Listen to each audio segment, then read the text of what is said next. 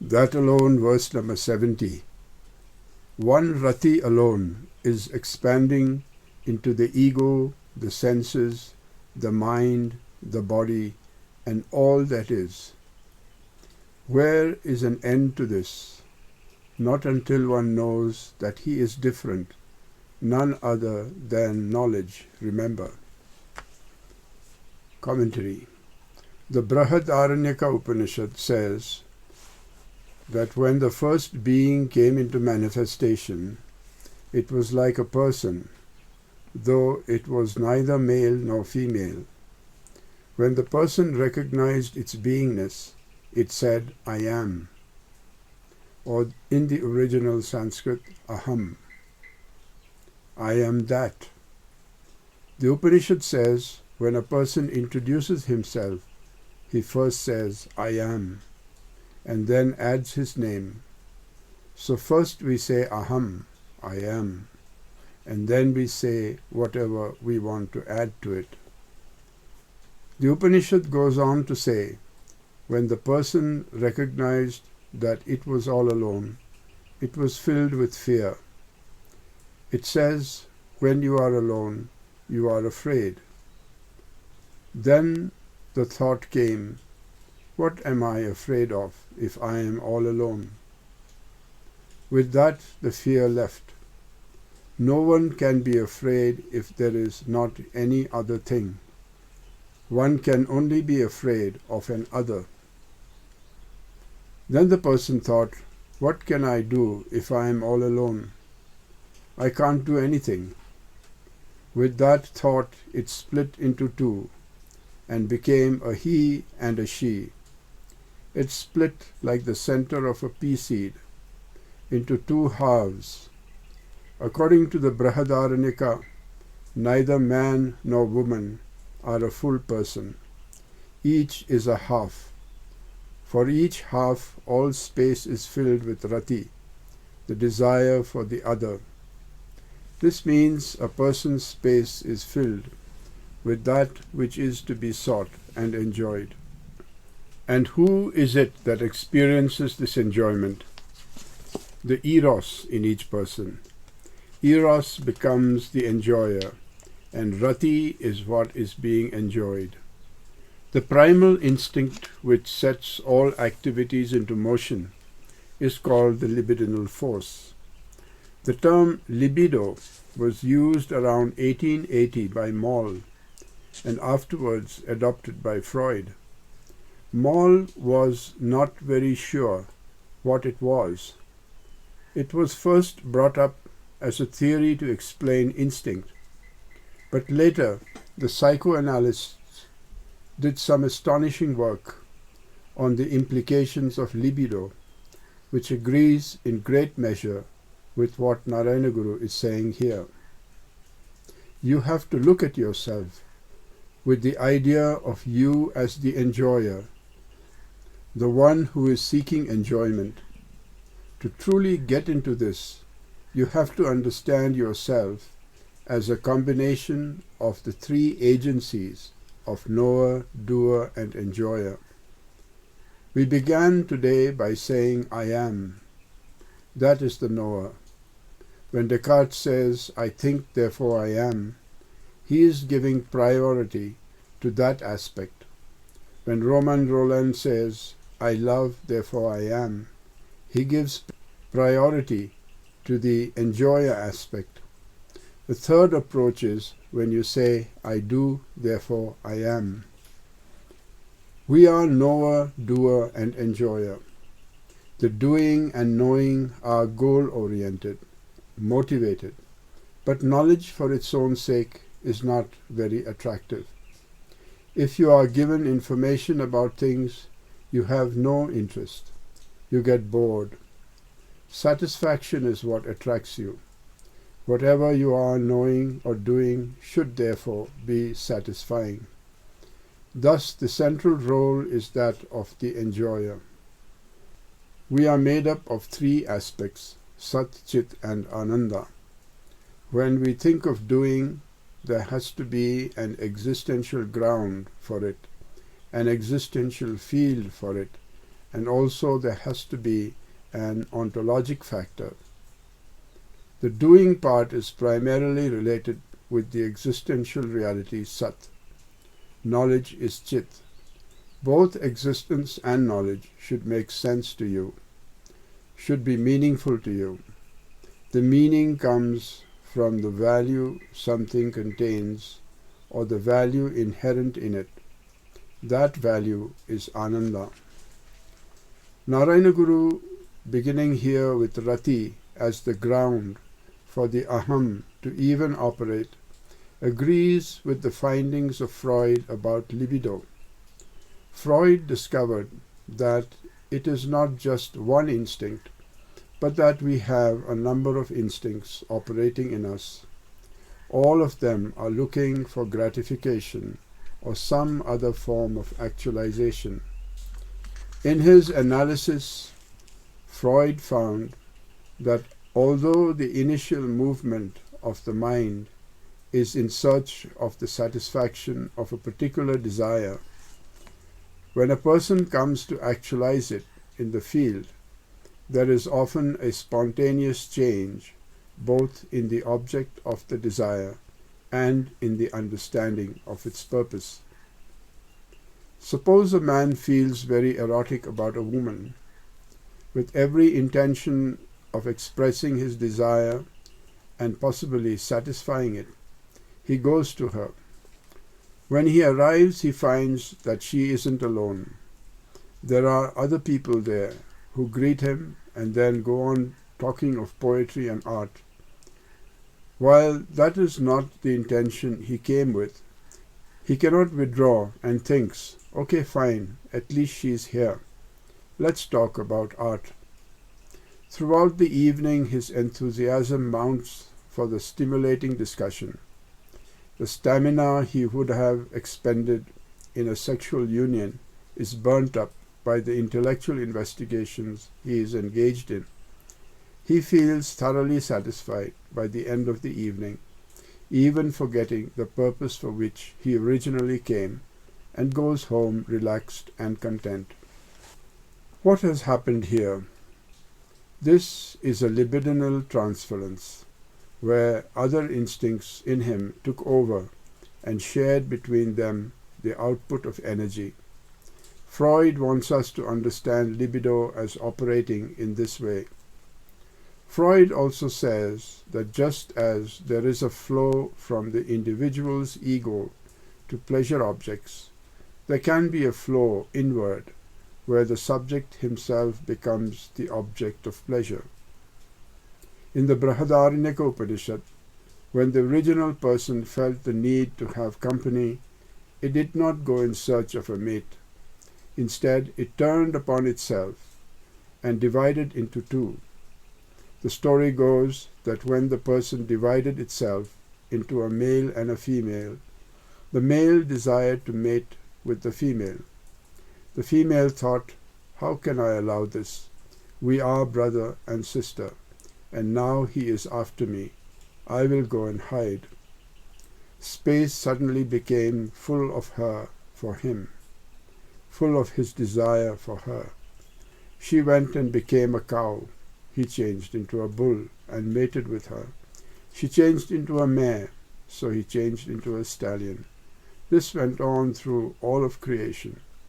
In this way, whatever beings are here have come from the many tricks of the original mother to escape the original father. All of space is now filled with the many different kinds of beings, and Eros or Rati is toying with them all. The libidinal flow from the self, recoiling upon itself and falling in love with itself again, is what Freud described as narcissism. In the Brihadaranyaka, when Yajnavalkya decided to divide all his wealth between his two wives, Katyayani and Maitreyi, Maitreyi asked him, with all this wealth, will I become immortal? He answered, no. You can live like a rich person, but you won't become immortal. She said, then show me that by which I can become immortal. He gave her this great truth: no love is greater than the love for the happiness of the self. This agrees substantially with what Freud said. Ultimately, the object of your pleasure is your own self. It is for the sake of the self you desire everything. This identification of the libido with the aham, the self, becomes the propelling force for the expansion into so many other aspects. Those that Narayana Guru has listed here are the ego, senses, mind, body, and all that is. A twofold operation takes place when the aham or the enjoyer self is seeking enjoyment, one in the world of objects and the other in the world of subjects. The idea is to release your mind from these two attractions, remembering that there is nothing called mind anywhere other than this. Verses 24 and 25 of chapter 6 of the Bhagavad Gita make the same point. Abandoning completely all desires originating in the will for particularized ends, curbing the collection of sense functionings on every side, slowly, activity should be brought to a standstill by reason steadily applied, establishing the mind reflexively in the self, without thinking of anything whatsoever. A person who wishes to effect the inner union, yoga, is asked to give up all desires which cause sankalpas within his inner realm. He is also asked to equalize his vision by withdrawing his interest from what is called Indriya Gramam. This is a very curious expression. When there are a number of houses in an area which make a village, it is called a Gramam. Like that, your desire can organize a number of interests into one living gestalt, which is then called an Indriya Gramam. When the ego is turning inwards, seeking pleasure from itself, it uses fragments of the memories of previous experiences to make a construct. The construct thus fashioned is called sankalpa, meaning one's imagination or fantasy. You can fantasize a world within and have your enjoyment there. You might elaborate the same fantasy semantically and create poetry. You may paint or sculpt it or write it as a story or play. Thus, when the ego becomes motivated by the rati and you look for enjoyment within, the way it uses awareness spread out in a pattern becomes the mind. There is nothing anywhere sitting by itself that is the mind. When I speak, mind becomes words. When I visualize, it is various images. When I feel, it is sensation. It has no definite form, texture, content, or material. It assumes anything the self wants for its inner satisfaction. The other aspect is when the mind turns outwards, so to speak, to focus on the indriyas, the senses. As explained in the previous verse, the properties of the senses belong to the 5 elements. So you experience sound, touch, taste, form, and smell. It is impossible to say whether such forms of enjoyment are outside or inside you. Vedantins have a theory of perception which is very different from those of behavioral psychologists. For instance, as the behaviorists see it, the object outside is a stimulant, causing energy to flow through the senses, in the manner of light falling on the eye or sound vibrating the eardrum. But to the Vedantin there is only one reality, called Akhanda Chaitanya, unbroken consciousness. The unbroken consciousness circumlimits itself and says, Aham, I am.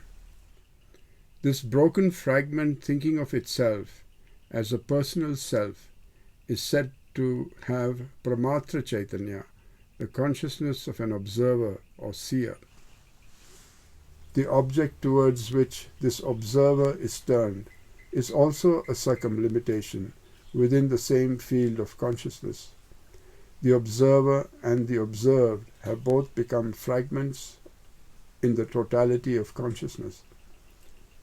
These are united by sensory acts such as looking or listening. Whether you are seeking enjoyment in the field of your own fantasy or with actual objects, it is always nothing more than a play in consciousness. The self is turning to its own resources for enjoyment, either in the form of fantasies or overt empirical action. This necessitates an unfoldment into the senses, the inner organ, the body, the world, or what have you. What Narayana Guru is asking is how long will this search for individual unfoldment in the many worlds in which you live go on? The answer is until you know that you are that knowledge which you are seeking. Until then the search is endless. You can look at this from a more realistic angle. Imagine your birth. A certain man and woman were restless one day and became fascinated with each other, and inadvertently you were conceived. The original cause of your birth was rati, the sexual pleasure of two people. Throughout the Upanishads, we again and again come across the word rati and ananda, which are equated in them with procreation. Procreation is not a sinful act in the Upanishads. It is most sacred. Only after puritanical Christianity came along did it become associated with sin. Probably there was something wrong with St. Paul. He became very alarmed at the prospect of procreation. He made it sinful, where before it had been very sacred. From the Ratirasam came the essence of the man and the woman. As the geneticists see it, the chromosomes from both parents are paired into one total whole, bringing the qualities of both, along with their families, to the baby. The first thing the child starts to use are the indriyas. It looks around in all directions. Then all the friends and family stimulate it by touching it, putting fingers into its hands and patting its cheeks. Some instinctive operation goes on inside, and slowly the child starts recognizing things.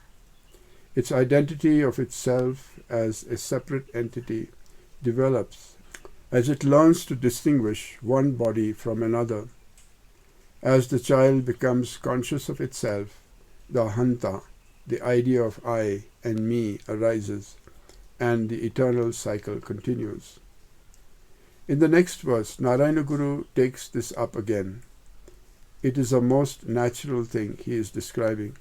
From a very minute particle, the whole thing is blown up into a whole universe of interest.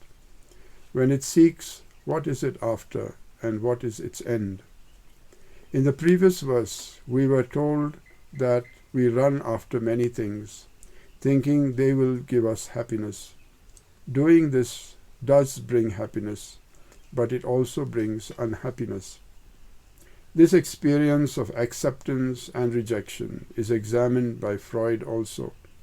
He says that in the libidinal attempt at satisfaction, there are two opposite forces operating, the death instinct, thanatos, and the desire to live and love, eros.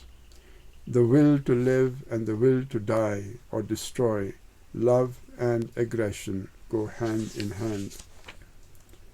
When you realize this, you withdraw from your chasing in order to have a better look at yourself. There is a realization of the self that you are this, and there is nothing to seek, nothing to find. Then the circular chase comes to a close. When people come to me emotionally charged, almost unable to speak, sit for many minutes finding no words, then become tearful, their face very red, often even shaking. Usually I don't say anything, although I am sympathetic, as I see that the whole thing is based on a flimsy, shadowy, stupid misapprehension. I don't have to feel sorry. The whole thing is a misunderstanding. After a bit they start speaking. They think they are saying something reasonable, but halfway through they become confused. Then they think that what they were saying was not right. I still don't have to say anything. They themselves will decide it was not right, something was wrong. They try to restate it, but they find it is no longer so important to them. The urgency with which they came is gone. Then they feel the situation is awkward. They are too uncomfortable to say anything. At this point I try to put in some words, but not about them. They may need something to hold onto, something that allows them to feel they can leave the shadowy thing behind. They feel very relieved. It is gone, are happy to be done with it. It was nothing, they think. But can you say it was totally nothing? No. There is more to it than that. If you take the whole content of what I've just told you, it will give you some picture of how Rati operates. There is a great self-love in it. That self-love comes almost to a peak, and then you can see the so-called rejection.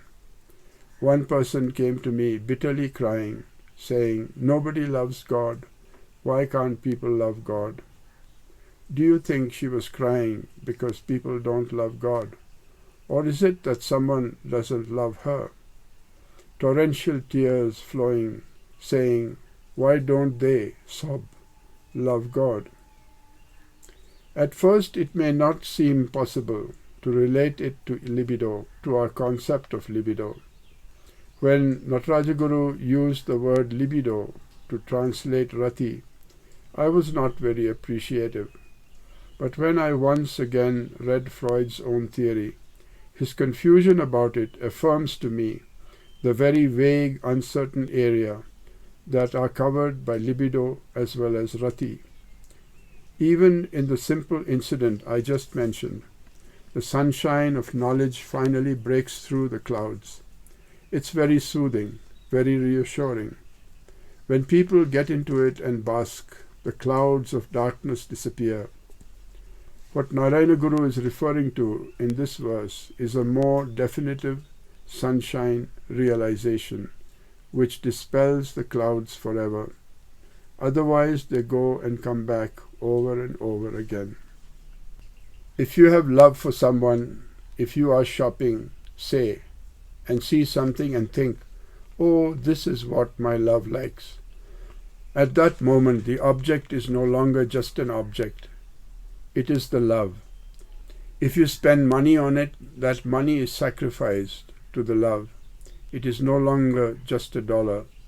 The dollar has in it the fragrance of your sacrifice for love. It becomes a love object. Think of the innumerable forms life takes. You write a letter. It is not just a letter, but a piece of your love. When you think like this, everything becomes Rati alone. No wonder Shankaracharya says, "With a glance from your eyes, O mother, this Eros wins the whole world." He has no proper bow. His bow is only a sugar cane. He has no proper string for his bow, only bees.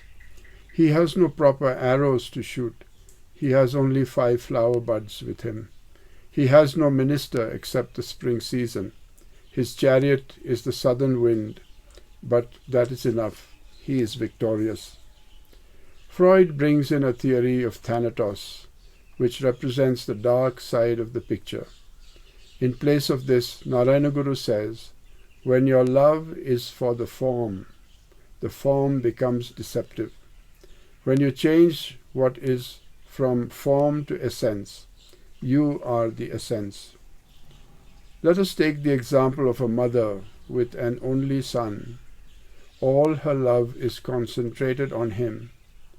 According to Freud, the relationship between a child and a mother in the early stages is purely sexual. The child sucking the breast and the mother kissing the child and seeing its facial resemblance with the father.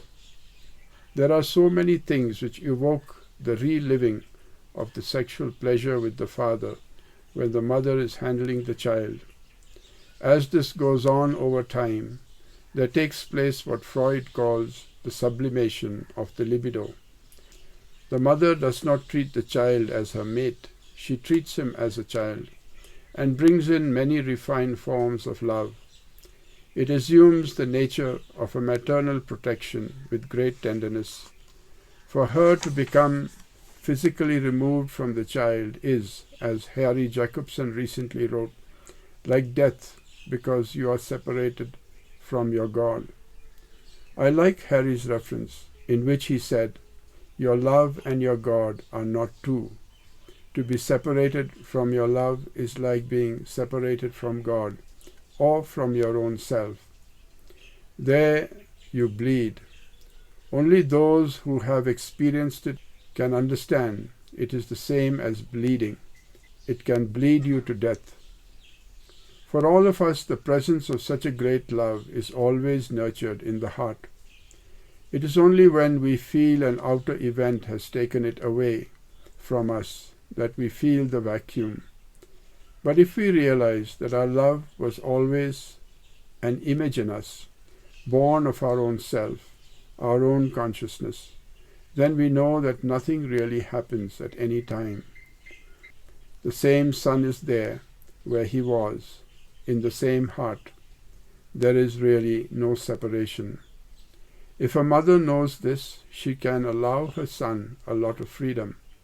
He doesn't have to become a framed portrait sitting on her table all the time. Does she really want to put her son into a frame and keep him fixed there so she can always look at him? Of course not.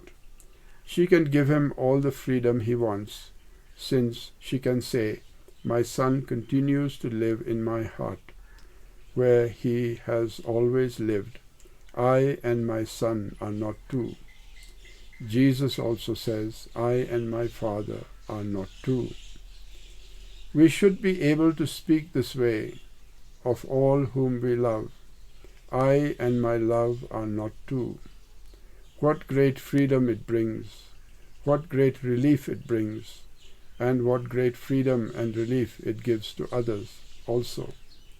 It takes away all the rivalry, competition, jealousy, bickering, insecurity, all with this one recognition that knowledge is me and everything is that.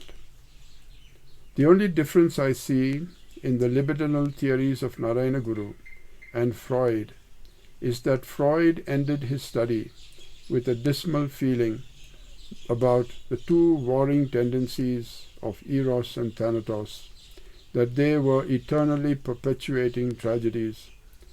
Narayana Guru sees the possibility of abolishing this duality in a transcendence capable of bringing permanent peace.